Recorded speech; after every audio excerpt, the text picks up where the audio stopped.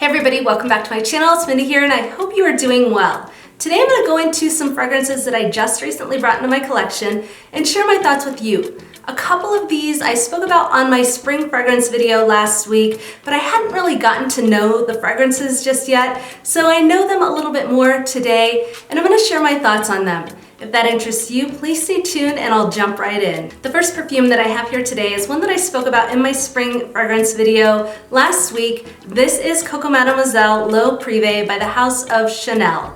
This one was released back in 2020, but I never felt compelled to try it because of the way that Chanel marketed this perfume. This perfume was marketed as a bedtime scent, and I personally don't really agree with that marketing approach. I feel like that pigeonholes the fragrance in, it slots it into a category that I don't think this perfume really needs to be in. This fragrance is perfect for a whole variety of circumstances, which I'll share in a little bit, but I feel like naming this a bedtime scent really limits the consumer and how they plan to use the perfume, and also why I wasn't really interested in exploring it when it first released. I really regret not trying this sooner because I absolutely adore this perfume. To be honest with you, I'm surprised first by how simplistic the note structure of this perfume is, and also by how much I appreciate the scent profile of this perfume. In the notes, it has rose, it has jasmine, it has orange. All of those notes I can be a little bit finicky with. So I'm surprised by how much I love the composition of this one. Also, what's noticeably missing from this perfume is a patchouli note. Everywhere I looked, even on the Chanel website, I didn't see any indication that there is patchouli in this fragrance. And if you are familiar with the EDP, which tends to tickle my nose a little bit because of that mimosa note, the brightness in it, or you felt like the intense was a little bit too dense or deep or too rich, both of these have a noticeable patchouli note in them. I do think the L'Eau Privée is light enough that you may really enjoy this one. This to me is very gentle, but it is stunning. This is not the type of perfume for somebody who has to have a beast mode fragrance. You're not gonna get that from this, but the scent profile, in my opinion, is absolutely gorgeous. It is stunning. It's absolutely intoxicating in my opinion. I've mentioned before that Coco Mademoiselle Intense is one of my favorite fragrances of all time. I truly do consider this to be a masterpiece, but I will say that I find it to be sharp at times. Once it warms into the skin, it's stunning, but it can be a little bit off-putting or a little bit powerful at the first spritz, and I think that can turn people off about this one. I do think for people who thought this was too strong, too overpowering, you may really love this perfume. I think they're both absolutely gorgeous. I mentioned in a prior video that I think this would be an amazing perfume to try out for somebody who has a sensitivity to perfume.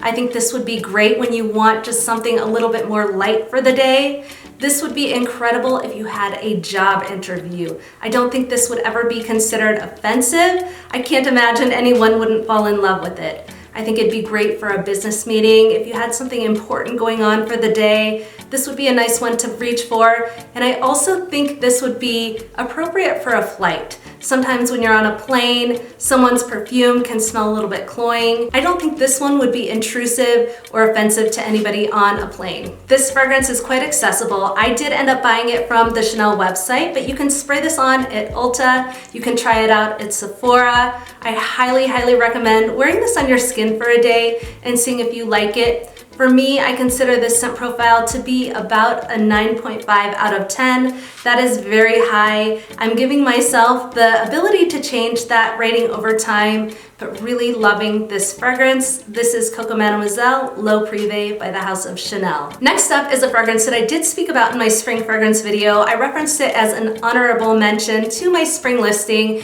because I didn't have enough time to play with it yet. This is Vacation by the House of Arquiste.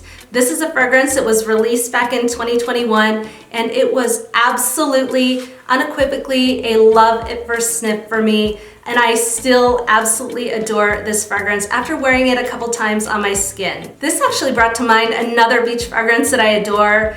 Beach by Bobbi Brown is an amazing beachy suntan oil type fragrance, and this one reminds me of that quite a bit. There are some similarities, but what I would say about this one is that it has a banana note, so it feels a little bit more nuanced in that it has a little bit more of a fruity vibe to it, but both of them are amazing perfumes. I'll put the Fragrantica notes up here for this perfume, but the Arquiste website says that this has coconut, banana, pineapple, orange blossom, pool water, swimsuit lycra, and a playful touch of inflatable pool toy. So that brings me to another topic with this perfume.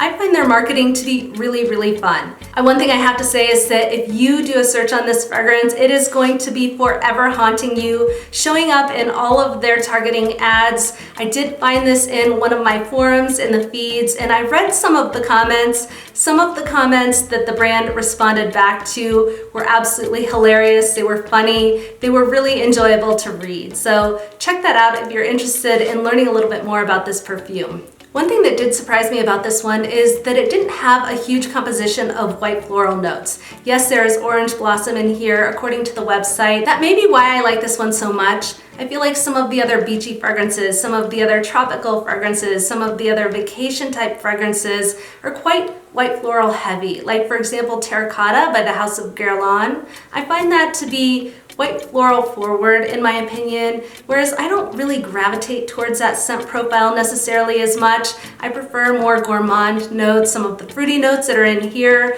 they are not overpowering, or some of that oily suntan oil type vibe. I've been really curious about Nuxe by the House of Prodigieux. That's one that comes up quite a bit for me, and I have held back on trying that one or blind buying it just because a lot of the reviewers say it smells like Terracotta by the House of Guerlain, and that's had me a little bit shy in trying it out. So let me know if you have tried Nuxe by Prodigieux. Do you like it? How does it compare to some of the other beachy fragrances you've tried? I really want to know. This is a perfume that may end my tenacious, relentless search for the best suntan oil, the best beachy, the best tropical fragrance. I really feel like this one hits the mark, and I've been really happy with how this wears on the skin. This fragrance is amazing for my soul. It is good for my spirits. It really puts me into that beachy mindset. It transports me to an amazing beach. It feels like the wind's blowing in your hair. You can hear the waves crashing on the shore. It's like there's salt on your lips from the ocean.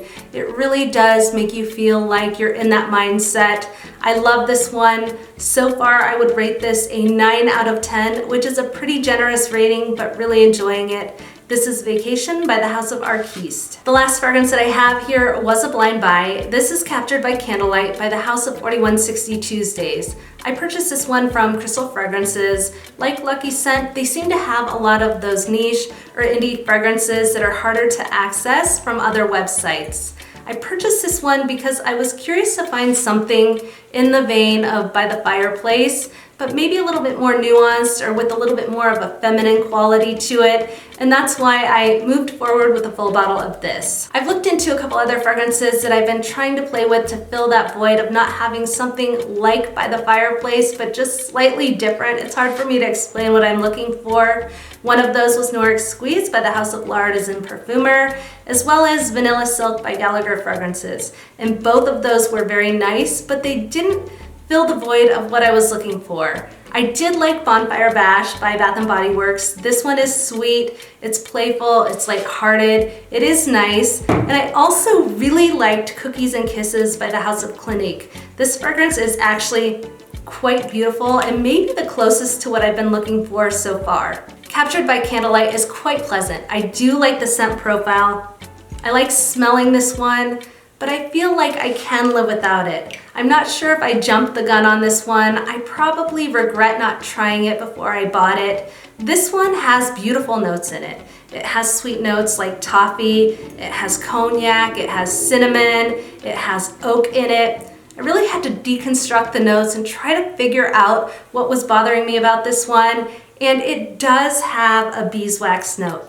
I can be a little bit finicky when it comes to a beeswax note. What immediately comes to mind is Bee by the House of Zoologist. I found that one to be very real to the scent of beeswax, but a little bit too overpowering to my nose. This one is a little bit more gentle than that. It has a little bit more of a nuance to it outside of just that beeswax scent profile, but I'm not sure I love how it's done here. I'm not gonna write this one off yet. I wanna play with it a little bit more in the cooler weather, really get to know the scent profile, but there are 2 reasons why I may end up catching and releasing this perfume. First off, I don't know if I can get on with that beeswax note, so I'm gonna play around with that and try to figure that out. But secondarily, I'm not sure the performance on this fragrance works out for me.